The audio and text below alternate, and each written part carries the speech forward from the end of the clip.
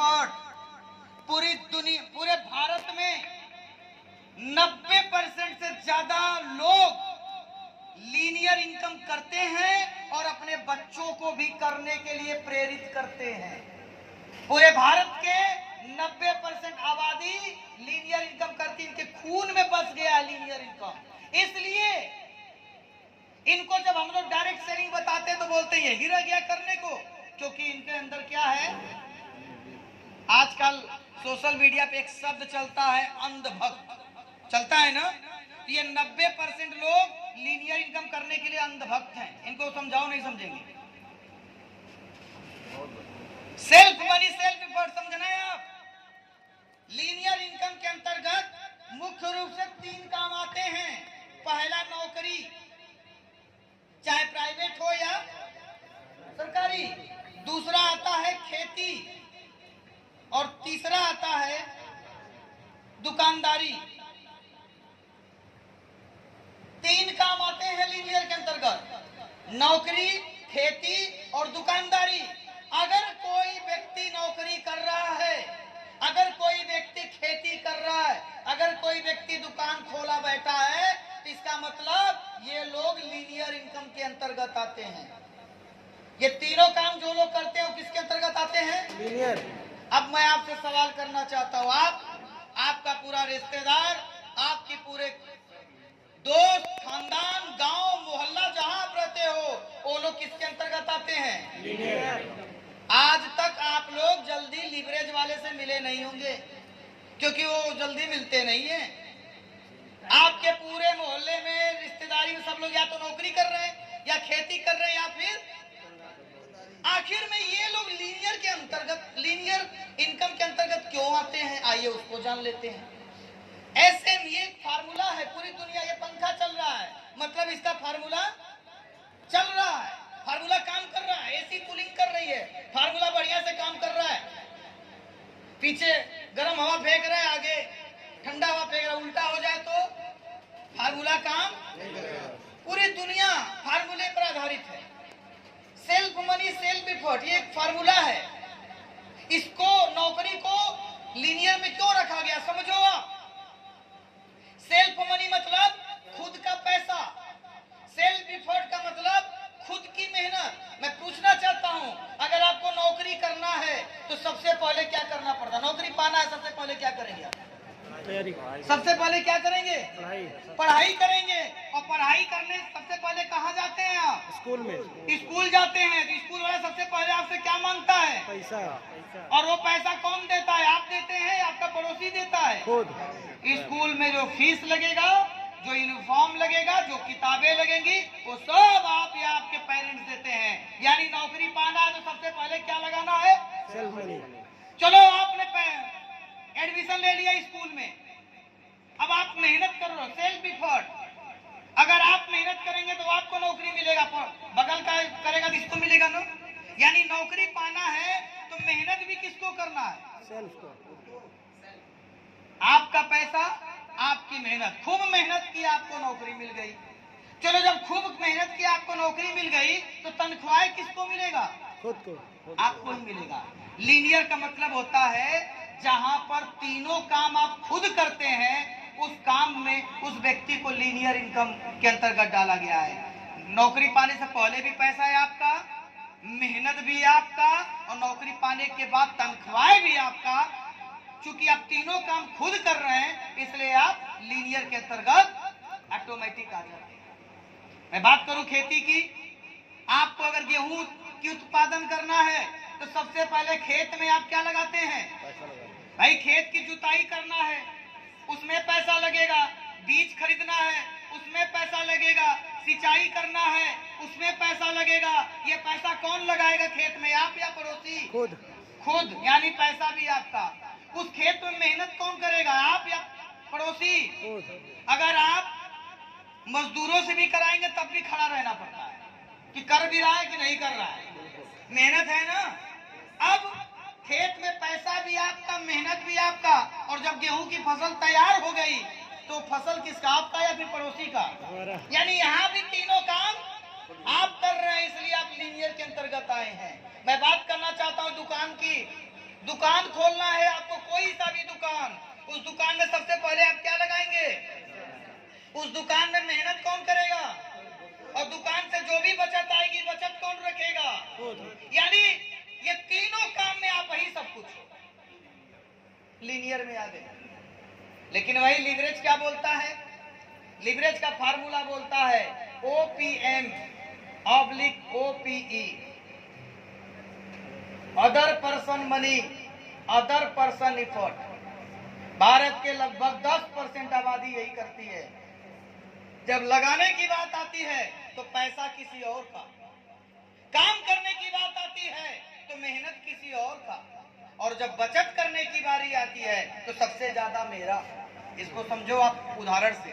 मान लीजिए मैंने एक काम शुरू किया, उस काम में आप सारे लोग, मेरे काम में आप सारे लोग इधर वाले पैसे लगा दें और इधर वाले लोग मेहनत कर दें, और मान लीजिए 1 लाख रुपए का मुनाफा आया। उस 1 लाख में 80,000 मेरा, 10,000 में आप सब लोग और 10,000 में आप सब लोग। क्या ऐसा हो सकता है? यस, हो सकता है, लेकिन लोग जानते नहीं है। हो क्या नहीं सकता है? समझो आप, दुनिया का हर अमीर आदमी इसी फार्मूले को देखता है। बड़ा जीता जागता उदाहरण देता हूं मैं आपको। रतन टाटा साहब, आप नाम सुने होंगे ना? भारत की सबसे सस्ती कार का नाम जानते हैं आप? किसने बनाया था? सबसे पहले किसने बनाया? अच्छा, टाटा साहब ने जब कार बनाया, पूछिए जाकर अपने घर के बड़े लोगों से, शायद 2003 या 4 के आसपास पहली बार लॉन्च हुई, और रतन टाटा साहब को कार की फैक्ट्री खोलनी थी। और जब कार की फैक्ट्री खोली, खाली अभी प्रोजेक्ट तैयार हुआ था कि मैं भारत का सबसे सस्ती कार दूंगा। और रतन टाटा ने एक बात बोला कि जो लोग एडवांस में बुकिंग कराएंगे मैं उन्हीं को कार दूंगा, बाकी किसी को नहीं देंगे। सर बताइए, झूठ बोलना हो क्या? ऐसा आया था कि नहीं आया था? बुकिंग हुआ था कि नहीं हुआ था? रतन टाटा साहब के पास नैनो फैक्ट्री खोलने के लिए पैसे बहुत थे, लेकिन उन्होंने अपने फार्मूले और सिद्धांत के ऊपर काम किए। उन्होंने पब्लिक से पैसा लिया और फैक्ट्री खोल दिया। अब आप मुझे बताइए, फैक्ट्री खुल गई, खुलने के बाद उन्होंने कर्मचारी रखा, कोई मैनेजर बना होगा, कोई इंजीनियर रहा होगा, कोई सुपरवाइजर, कोई अकाउंटेंट, कोई चपरासी। मान लीजिए 500 लोगों को रतन टाटा साहब ने नौकरी दे दिया, तो ये 500 लोग वहां पर क्या कर रहे हैं? काम कर रहे हैं, मेहनत कर रहे हैं, अदर पर्सन इफर्ट हुआ ना। यानी टाटा साहब ने एक नए प्रोजेक्ट पर काम किया, पैसा भी लिया पब्लिक से और मेहनत भी कराया पब्लिक से। और सबसे कमाल की बात देखो, अगर आपके एग्जाम में कभी ये पूछ दिया जाए कि नैनो कार किसने बनाया, तो आप क्या लिखते हो? अगर नैनो कार को रतन टाटा ने बनाया, तो यहाँ पर इंजीनियर क्या कर रहा है? ये 500 लोग यहाँ पर क्या कर रहे हैं? सवाल है ना। आपसे पूछा जाता ताजमहल किसने बनाया, अगर शाहजहां ने बनाया तो हाथ किसका काटा गया? मेरे दोस्त, ये 500 लोग कौन है मैं बताता हूं, हम और आप हैं। काम हम करते हैं, लेकिन नाम किसी और का होता है, क्योंकि हम नौकर हैं, एम्प्लॉई हैं उनके। भगवान ने, ऊपर वाले ने हमारे और आपके हथेलियों में हुनर दिया है। हमारे और आप जैसे लोग ताजमहल बना दिए, लेकिन नाम किसी और का हुआ। हमारे और आप जैसे लोगों ने कार बना दिया, नाम किसी और का हुआ। क्यों?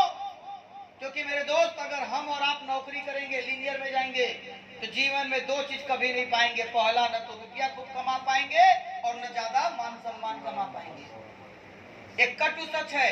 यही कारण है कि नौकरी करने वाला आज तक, हमारा देश जब से आजाद हुआ है आज तक ऐसा कोई व्यक्ति नहीं पैदा हुआ जो नौकरी किया और अपने जिले का सबसे अमीर आदमी बन गया।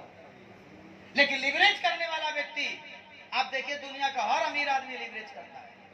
समझो आप, यहाँ पर ये 500 आदमी हैं, किसी को रतन टाटा 50,000 महीना तनख्वाह देते होंगे, किसी को 5 लाख तनख्वाह देते होंगे, किसी को 10,000 देते होंगे। सब मिला के मान लीजिए रतन टाटा 1 करोड़ तनख्वाह बांट रहे हैं, तो मुझे बताइए अपने पास कितना बचाते होंगे? कितना बचा लेते होंगे? कैलकुलेशन फेल हो गया कि भी है कुछ? 1 करोड़ तनख्वाह अगर रतन टाटा सारे लोग को दे रहे, 500 लोगों को, तो बचाते कितना होंगे? हाँ? कुछ तो बचाते होंगे, लगभग कितना बचाते होंगे? मेरे दोस्त, मैंने क्या बोला कि एक काम करूं, काम इधर आप लोग करो, पैसा आप लोग लगाओ, सबसे ज्यादा बचत मेरी। मेरे ख्याल से रतन टाटा साहब अगर 1 करोड़ बांटते होंगे तो सही बोल रहे हैं, कम से कम 80-90 करोड़ तो बचा ही देते होंगे। दुनिया का हर अमीर आदमी क्यों अमीर बना और पढ़ा लिखा ज्यादातर अमीर क्यों नहीं बनते हैं? क्योंकि ज्यादातर पढ़ा लिखा व्यक्ति रतन टाटा जैसे कम पढ़े लिखे व्यक्ति के सामने जाकर काम कर रहे हैं। आप उठाकर देखिए, दुनिया का हर अमीर आदमी 90% आदमी हमारे जैसे गधा है।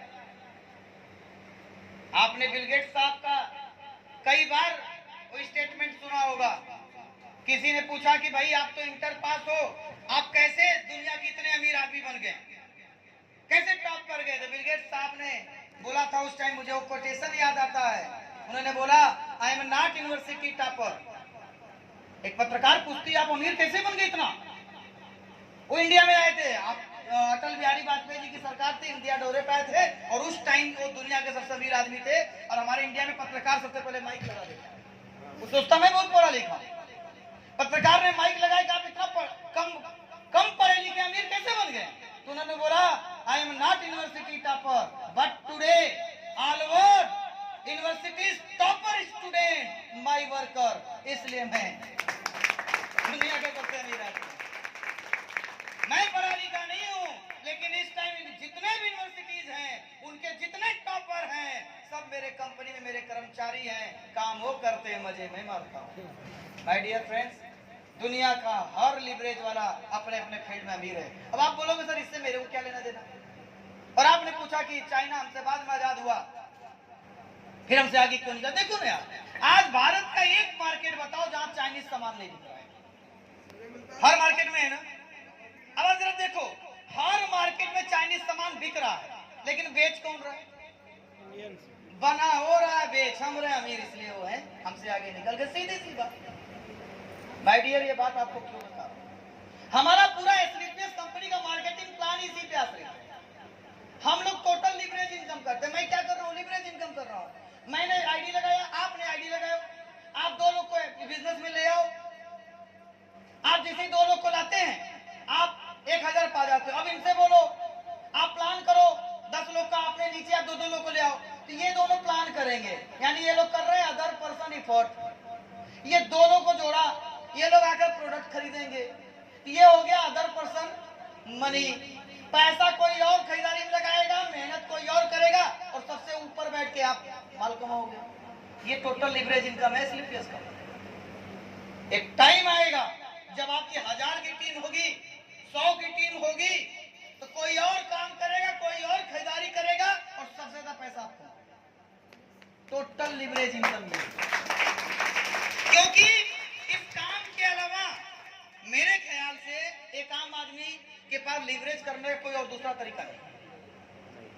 अब प्रश्न ये आया कि आप कितने टाइम में कितनी टीम बना सकते हैं? अभी एक लेडीज हमसे बात कर रही थी लास्ट में,